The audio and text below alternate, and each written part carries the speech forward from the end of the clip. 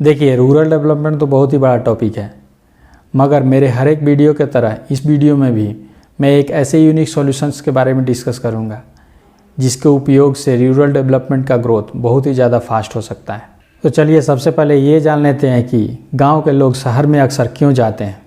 इसका सबसे बड़ा कारण है गांव की कमज़ोर शिक्षा व्यवस्था। कोई भी पेरेंट अपने बच्चे को गांव के स्कूल में नहीं भेजना चाहता है और इसलिए वो अपने बच्चों की शिक्षा के लिए शहर जाना चाहता है। गांव में नौकरी की समस्या दूसरा सबसे बड़ा कारण है। गांव के लोग अक्सर शहर में नौकरी की तलाश करने जाते हैं।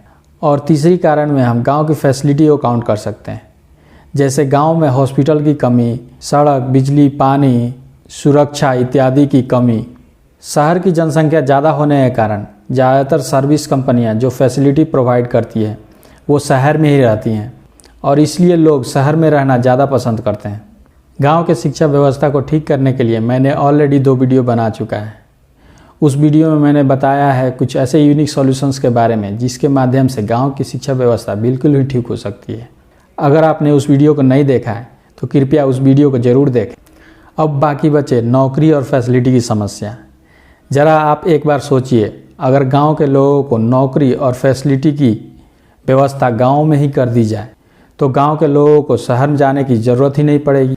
तो आइए हम एक ऐसे यूनिक सॉल्यूशन के बारे में डिस्कस करते हैं जिसके माध्यम से गांव के बहुत सारे समस्याएं अपने आप ही हल हो जाएंगी।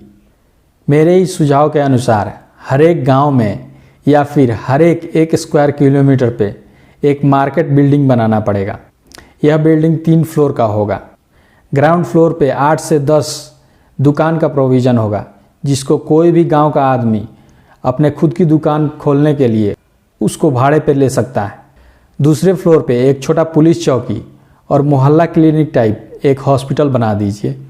इससे लोगों की स्वास्थ्य संबंधी समस्याएं और सुरक्षा व्यवस्था बिल्कुल ही ठीक हो जाएगी। हॉस्पिटल के माध्यम से वैक्सीनेशन, आधार कार्ड, बर्थ सर्टिफिकेट इत्यादि भी आसानी से बन सकेगा। मेरे इस सुझाव में तीसरी फ्लोर का बहुत ही ज़्यादा महत्वपूर्ण योगदान है। तीसरी फ्लोर में कृषि से रिलेटेड एक ट्रेनिंग सेंटर होनी चाहिए। ये ट्रेनिंग सेंटर लोगों के लिए फ्री में प्रोवाइड कराया जाए। इसमें कृषि से रिलेटेड बहुत सारे ट्रेनिंग और वीडियोस दिखाए जाएंगे जिसके माध्यम से गांव के लोग आधुनिक तकनीक से जुड़ पाएंगे और वो इन तकनीकों को अपने पैदावार बढ़ाने और अपने आमदनी बढ़ाने में इस्तेमाल कर सकेंगे। इसके माध्यम से गवर्नमेंट बहुत सारी इन्फॉर्मेशन किसान भाइयों को आसानी से पहुंचा सकती है, जिससे किसान भाई कम से कम लागत में ज़्यादा से ज़्यादा पैदावार उपज करके और अच्छे आमदनी प्राप्त कर सकते हैं। तीसरे फ्लोर पे ही एक पब्लिक प्राइवेट पार्टनरशिप वाली एक ट्रेनिंग सेंटर होनी चाहिए।